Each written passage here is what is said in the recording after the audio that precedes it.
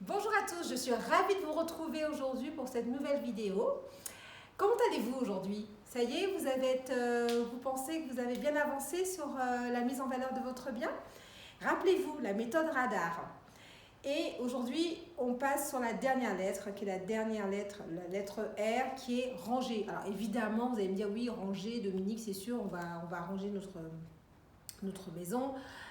En fait, j'entends par ranger plutôt désencombrer, parce que très souvent, vous avez vos étagères qui sont blindées, vous avez vos placards qui sont trop pleins, vous avez votre salle de bain avec des tas de produits, vous avez vos tables de nuit qui sont chargées, vous avez votre salon qui fait aussi en même temps chambre de jeu, pièce de jeu pour vos enfants. En fait, voilà. Et d'ailleurs, j'ai une petite astuce pour vous, j'ai un conseil, c'est de vous procurer ce livre. C'est un livre, bon, vous voyez, il est déjà pas mal abîmé, j'ai déjà bien lu, relu, et c'est un livre qui vous donne donc tous les secrets pour être le champion, la championne du rangement. Je vous invite vraiment à vous le procurer et à le lire. Donc, mon conseil pour résumer, c'est de passer en revue chacune de vos pièces.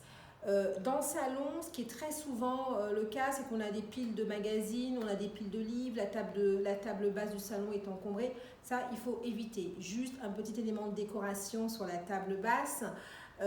Au niveau des étagères, il faut qu'elles soient remplies à un tiers. Donc, ne pas charger vos étagères.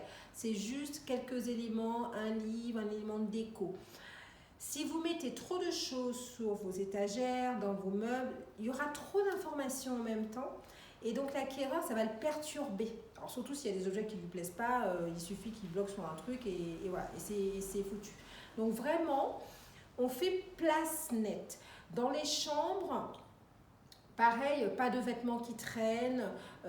Et les placards, il ne faut pas négliger les placards. C'est-à-dire qu'à l'intérieur des placards, il ne s'agit pas d'avoir tout mis comme ça en vrac. Et une fois que la personne elle visite et puis elle vous demande à ouvrir un placard, que tout lui retombe dessus, ça peut faire des ordres. Donc pareil, les placards, que tout soit vraiment plié, rangé, que ça soit zen.